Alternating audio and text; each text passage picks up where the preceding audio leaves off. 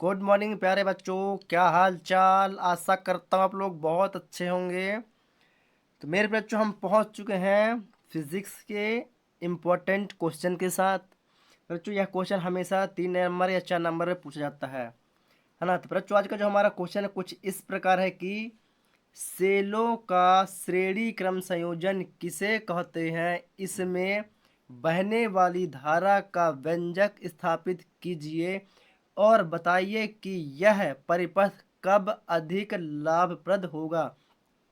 मेरे बच्चों हम बात कर रहे हैं सेलों का श्रेणी क्रम संयोजन की। किसे बच्चों? सेलों का श्रेणी क्रम संयोजन किसे कहते हैं, इसमें बहने वाली धारा का व्यंजक स्थापित कीजिए और बताइए कि यह परिपथ कब अधिक लाभप्रद होगा।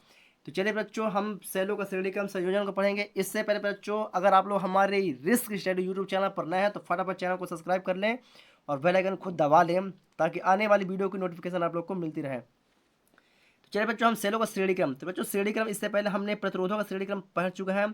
तो श्रेणी क्रम क्या होता है बच्चों कि पहले सेल के ऋण ध्रुव को दूसरे सेल के धन ध्रुव के साथ जोड़ देते हैं है ना।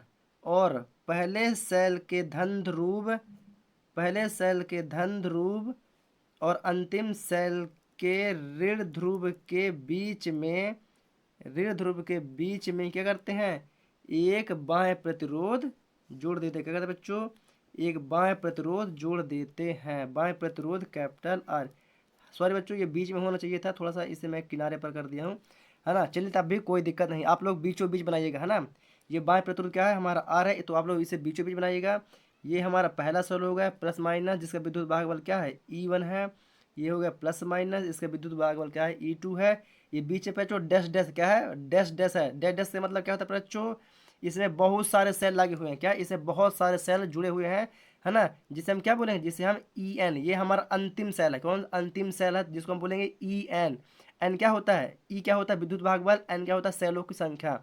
क्या होता है सेलों की संख्या है ना।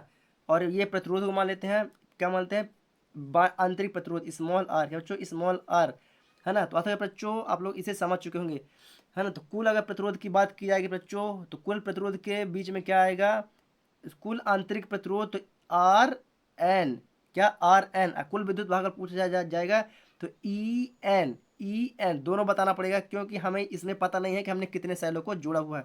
बस हम इतना जानते हैं कि हम सेलों को श्रेणी क्रम में जोड़े हुए हैं, सेलों को श्रेणी क्रम में जोड़े हुए हैं। तो आशा करते हैं बच्चों आप लोग डायग्राम को बहुत ही प्रॉपर तरीके से समझ चुके हैं। और अगर आप लोग डायग्राम को समझ चुके हैं तो एक बार पुनः रिपीट करूंगा है ना, तो आप लोग को और भी अच्छे से समझ में आ जाएगा। तो क्या बच्चों कई सेलों, क्या बच्चों कई सेलों को एक दो तीन हमें दिख रहे हैं, लेकिन बीच में डैश डैश है, मतलब कि बहुत सारे हैं। तो हम क्या बोलेंगे, कई सेलों को श्रेणी क्रम में रखते हैं, कई सेलों को श्रेणी क्रम में रखते हैं। पहले सेल के ऋण ध्रुव को, क्या पहले सेल के ऋण ध्रुव को दूसरे सेल के धन ध्रुव के साथ जोड़ देते हैं और दूसरे सेल के ऋण ध्रुव को तीसरे सेल के धन ध्रुव के साथ जोड़ देते हैं। तीसरे सेल के धन ध्रुव के साथ, यहाँ पर तीसरा सेल तो होगा है ना, भले ही डैश डैश है लेकिन तीसरा सेल तो होगा, यस है ही है ना। तो दूसरे सेल के ऋण ध्रुव को तीसरे सेल के धन ध्रुव के साथ जोड़ देते हैं तथा प्रथम सेल, क्या तथा पहले सेल के ऋण धन ध्रुव, क्या पहले सेल के धन ध्रुव और अंतिम सेल के ऋण ध्रुव के बीच में एक बाह्य प्रतिरोध आर जोड़ देते हैं तो धारा आई प्रवाहित होने लगती है। तो धारा आई प्रवाहित होने लगती है, तो धारा आई प्रवाहित होने लगती है। तो इस प्रकार के संयोजन को क्या, इस प्रकार के संयोजन को क्या बोलते हैं बच्चों, इस प्रकार के संयोजन को सेलों का श्रेणी क्रम संयोजन कहते हैं। क्या बच्चों, इस प्रकार के संयोजन को सेलों का श्रेणी क्रम संयोजन कहते हैं। इस प्रकार के संयोजन को सेलों का श्रेणी क्रम संयोजन कहते हैं। आशा करते हैं बच्चों आप लोग इसे बहुत ही प्रॉपर तरीके से समझ चुके होंगे।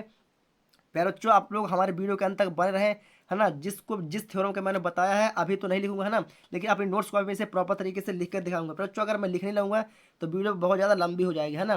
तो हम डायरेक्टली अब करते हैं सॉल्व। तो क्या बोलेंगे बच्चों, माना, अब बोलेंगे माना कि श्रेणी क्रम श्रेणी क्रम संयोजन में एन सेल से जुड़े हैं, एन सेल से जुड़े हैं। एन सेल का मतलब क्या है बच्चों, मैंने समझाया था, जो एन है क्या है, सेलों की संख्या। क्या बच्चों, एन क्या है, सेलों की संख्या, मतलब सेल कितने हैं ये हमें पता नहीं है ना, मतलब हमें काउंट तो सेलों को नहीं किया, इसलिए हम क्या बोल दे, उसे एन सेल से जुड़े हैं, जुड़े हैं, क्या जुड़े हैं, तो प्रत्येक सेल का, तो प्रत्येक प्रत्येक सेल का प्रत्येक सेल का विद्युत वाहक बल क्या है, ई है। क्या है, प्रत्येक सेल का विद्युत वाहक बल ई है, ई है, तथा तथा आंतरिक प्रतिरोध, तथा आंतरिक प्रतिरोध क्या है बच्चों, हमें दिख रहा है 1R 2R 3R, तो मतलब नहीं, क्या बताएंगे, आर ही बताएंगे, 1 2 3 आर नहीं बताएंगे, सिर्फ आर बताएंगे, क्योंकि हमें आंतरिक प्रतिरोध क्या दिख रहा है, स्मॉल आर दिख रहा है, तो क्या है, आंतरिक प्रतिरोध स्मॉल आर है। तथा बाह्य प्रतिरोध क्या है, तथा बाह्य प्रतिरोध हमें दिख रहा है क्या है, कैपिटल आर है, क्या बोलेंगे, बाह्य प्रतिरोध कैपिटल आर है। तो क्या बताएंगे बच्चों, तो कुल विद्युत वाहक बल, तो कुल कुल विद्युत वाहक बल, कुल विद्युत वाहक बल बराबर क्या बच्चों, एन ई, विद्युत भाग बल क्या है, ई है, सेलों की संख्या क्या है, एन है, तो कितने सेल है ये तो हमें पता नहीं, अगर काउंट होता तो हम काउंट करके बता देते, लेकिन हमें श्रेणी क्रम में बहुत सारे सेलों को जोड़ा हुआ है, तो क्या बोलेंगे, कुल विद्युत भाग बल एन ई, एन सेलों की संख्या और ई उनका विद्युत भाग बल। आशा करता हूं बच्चों आप लोग इसे समझ चुके होंगे, है ना। अब बात करते हैं कुल आंतरिक प्रतिरोध, कुल आंतरिक प्रतिरोध, आंतरिक प्रतिरोध, इसमें भी हमें सेलों की संख्या पता नहीं कितनी है, तो लिख देंगे एन, एन हमारे सेल हैं और उनका आर प्रतिरोध है, क्योंकि आंतरिक प्रतिरोध को हम स्मॉल आर से प्रदर्शित करते हैं। आशा करता हूं आप लोग इसे समझ चुके हैं, लेकिन उन सब के बीच में हमारा एक ही बाह्य प्रतिरोध जुड़ा हुआ है, एक ही जुड़ा हुआ है ना, तो बोलेंगे परिपथ का कुल प्रतिरोध, कुल प्रतिरोध बराबर एन आर, एन आर तो है ही, क्योंकि हमें पता नहीं सेल कितने सारे जुड़े हैं और कितने सारे इसमें होंगे वो आंतरिक प्रतिरोध, है ना, तो मान लेते हैं एन हमारे सेल है, उनका आंतरिक प्रतिरोध आर है, आर है प्लस, लेकिन हमें तो पता है कि हमारा जो बाह्य प्रतिरोध क्या है, एक ही है, क्योंकि पहले सेल का धन ध्रुव और अंतिम सेल के ऋण ध्रुव के बीच में ही एक हमारा जुड़ा हुआ बाह्य प्रतिरोध, तो बाह्य प्रतिरोध क्या है, कैपिटल आर है ना, तो इसे तो हमें पता ही है, एक ही आर जुड़ा हुआ है, भले ही कितने हमारे आंतरिक प्रतिरोध है ना। तो बहने वाली धारा, तो बहने वाली धारा, भाई हमने जैसे ही बाह्य प्रतिरोध आर को जोड़ा तो क्या होगा, धारा प्रवाहित होने लगी, तो बहने वाली धारा, तो बहने वाली धारा क्या होती है, कुल विद्युत वाहक बल, कुल विद्युत वाहक बल बटे बटे कुल प्रतिरोध, बटे कुल प्रतिरोध। तो मेरे बच्चों बहने वाली धारा को आई से शो करते हैं, कुल विद्युत वाहक बल हमारा क्या है, एन ई है बच्चों, जो ऊपर दिख रहा है एन ई, और हमारा कुल प्रतिरोध क्या होगा बच्चों, कुल प्रतिरोध क्या है, N R plus capital R, N R plus capital R, यही बच्चों, यस यही है बच्चों। इसको हम समीकरण नंबर 1 भी दे देंगे, क्योंकि हमें आगे सॉल्व करना है, लेकिन हमारा क्वेश्चन बोला था बहने वाली धारा का व्यंजक स्थापित कीजिए, तो क्या बोलेंगे, यही यही बहने वाली धारा का व्यंजक है बच्चों, यही हमारा, सॉरी आप लोग को दिख नहीं रहा है ना, यही बहने वाली धारा का व्यंजक है। लेकिन हमारा क्वेश्चन और भी पूछा था कि यह परिपथ कब अधिक लाभप्रद होगा, क्या पूछा था कि यह परिपथ जो है, जो श्रेणी क्रम है, यह कब अधिक लाभप्रद होगा, है ना, तो उसके आगे लेके चलेंगे, है ना, हम उसके आगे लेके चलेंगे, तो हम बताएंगे, क्या बताएंगे, यदि जो स्मॉल आर है क्या होगा, स्मॉल आर कैपिटल आर से छोटा है, छोटा होगा तो समीकरण एक परिवर्तित हो जाएगा, तो क्या बताएंगे यहाँ पर कि यदि स्मॉल आर कैपिटल आर से क्या है, छोटा हो, तो समीकरण एक क्या होगा, निम्न रूप से परिवर्तित होगा, तो समीकरण एक निम्न रूप से परिवर्तित होगा, निम्न रूप से परिवर्तित होगा, कैसे, तो आई बराबर एन ई परिवर्तित होगा, मतलब कि हट जाएगा, एन आर हट जाएगा, तो क्या बचेगा, सिर्फ कैपिटल आर बचेगा, क्या बचेगा, कैपिटल आर। तो मेरे बच्चों ये क्या होगा यहाँ पर हमारा आई क्या है, बहने वाली धारा है, क्या है, आई क्या है, हमारी बहने वाली धारा, और ई क्या है, हमारा विद्युत वाहक बल है, क्या है, विद्युत वाहक बल है, और आर क्या है, प्रतिरोध है। हाँ, तो हमने यहाँ पर अभी बताया था कि बहने वाली धारा कुल विद्युत वाहक बल बटे कुल प्रतिरोध, मतलब इसके समक्ष क्या है, बहने वाली धारा।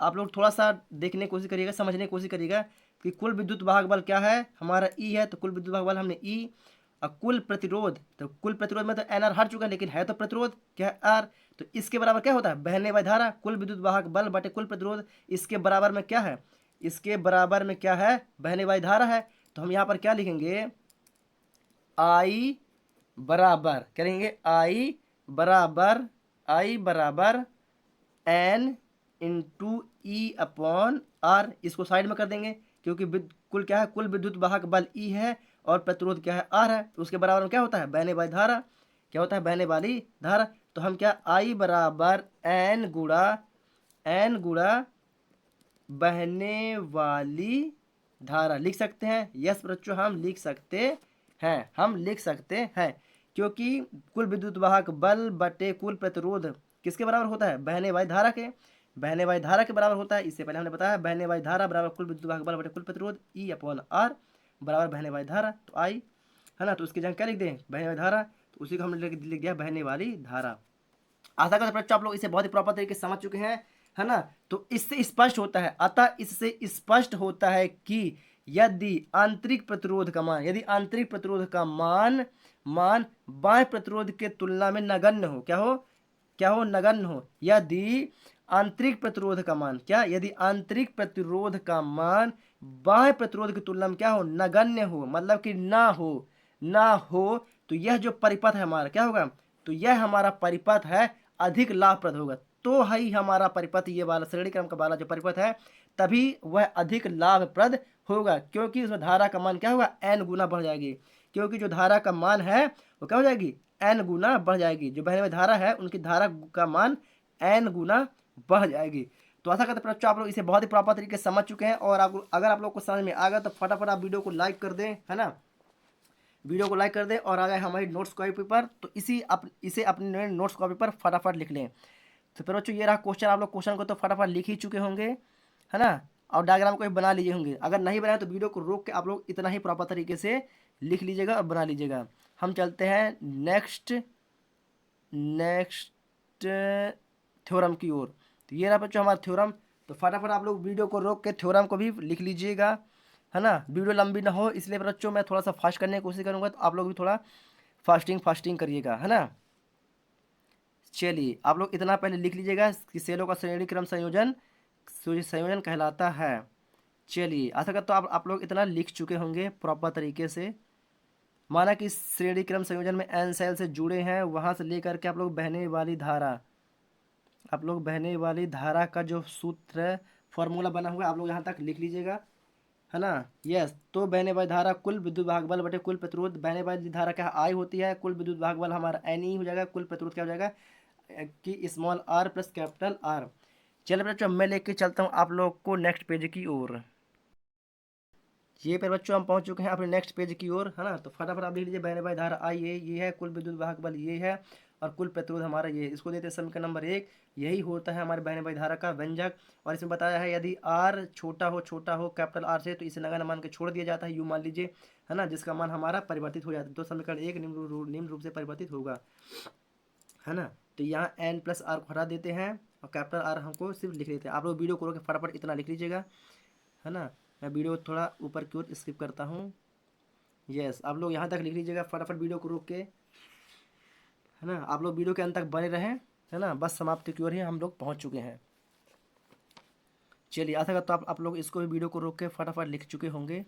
यस, ये रहा बच्चों हमारा पूरी तरह से मान। अतः इससे स्पष्ट होता है कि यदि आंतरिक प्रतिरोध का मान बाह्य प्रतिरोध की तुलना में नगण्य होता है, तो यह परिपथ अधिक लाभप्रद होगा, क्योंकि धारा का मान n गुना हो जाता है। मेरे बच्चों अगर आप लोग को यह चीज़ समझ में आ गई है तो फटाफट आप लोग वीडियो को इतना शेयर करें कि यह वीडियो भी को हिट हो जानी चाहिए। चलिए बच्चों हम मिलेंगे आप लोग के साथ एक न्यू वीडियो के साथ, तब तक के लिए जय हिंद।